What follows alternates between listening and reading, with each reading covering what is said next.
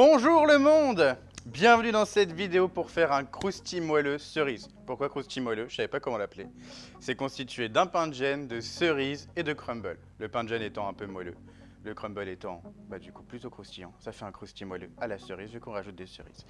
Et sinon, après cette longue introduction que vous allez sûrement passer, mais tant pis, n'hésitez pas à liker la vidéo, ça me fait plaisir. Et puis n'hésitez pas à vous abonner à notre chaîne, ça nous fait plaisir aussi.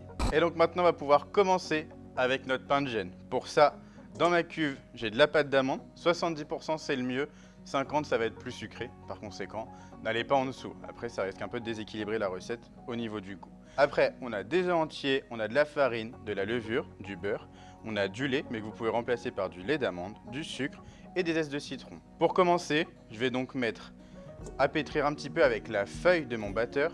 Je vais pétrir un petit peu ma pâte d'amande pour la ramollir légèrement. Je peux y ajouter aussi mes zestes de citron. Et donc je vais mettre tout ça en petite vitesse au batteur.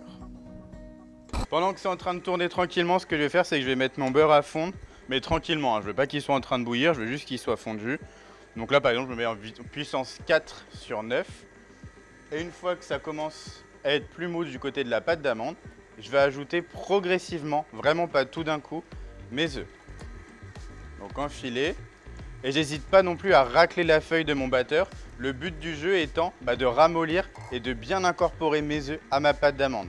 Si je le fais pas bien, en fait, je vais vraiment avoir des grumeaux de pâte d'amande que je n'arriverai jamais à complètement incorporer dans mon pain de gêne. Je suis passé juste en vitesse 2. Je vais remettre un tout petit peu d'œuf pour aider à ce que ça s'incorpore bien correctement.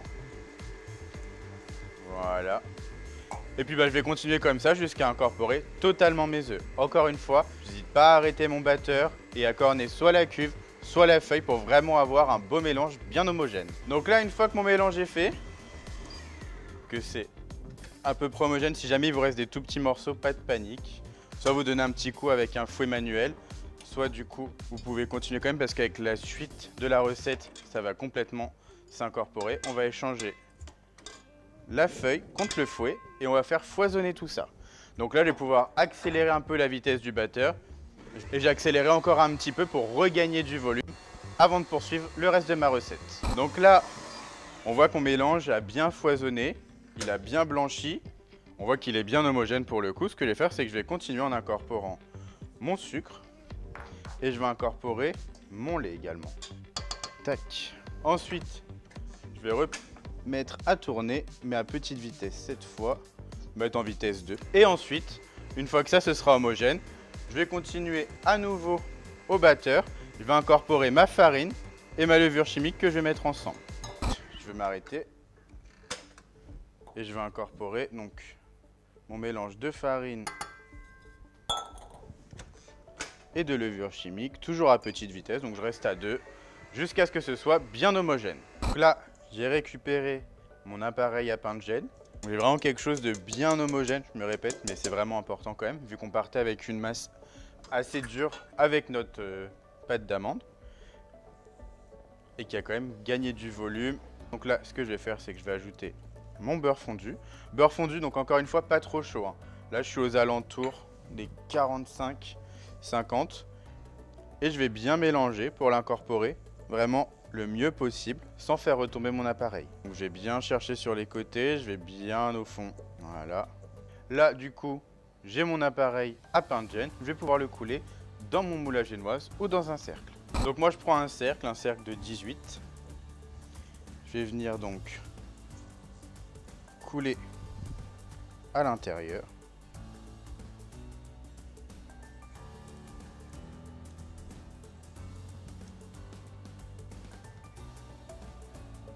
Et ça, je vais le passer au frais le temps de préparer mon crumble. Et donc, chose promise, chose due, on va passer au crumble. Pour ça, 4 ingrédients, du beurre pommade, de la cassonade, de la farine et de la poudre d'amande. De la poudre d'amande. Eh oui, messieurs, dames.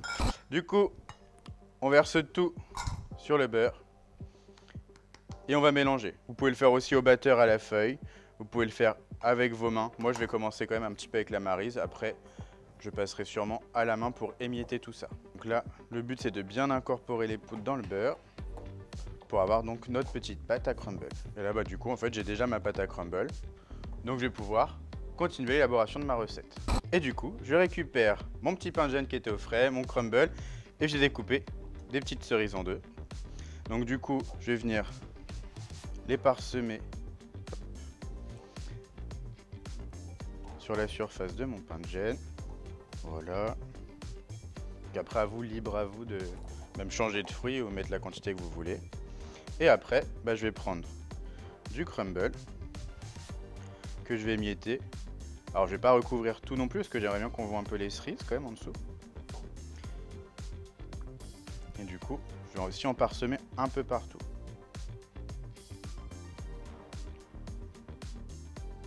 Donc là, évidemment, mon four est en train de préchauffer à 170 pendant que je suis en train de faire ça.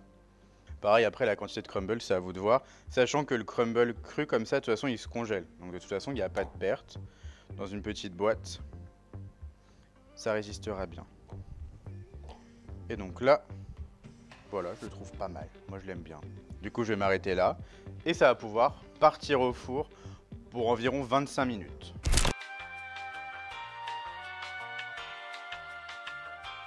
Donc là, j'ai récupéré mon croustille moelleux qui a eu le temps de bien cuire. On voit la coloration, elle est bien uniforme.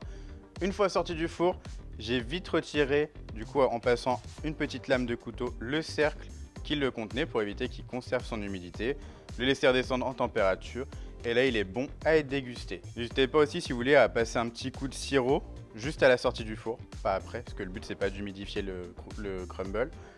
Mais vous pouvez aussi rajouter quelques fruits frais pour rappeler ce qu'il y a à l'intérieur et puis rapporter un peu plus de couleur. Sur ce, bonne dégustation à vous et à bientôt sur une prochaine vidéo.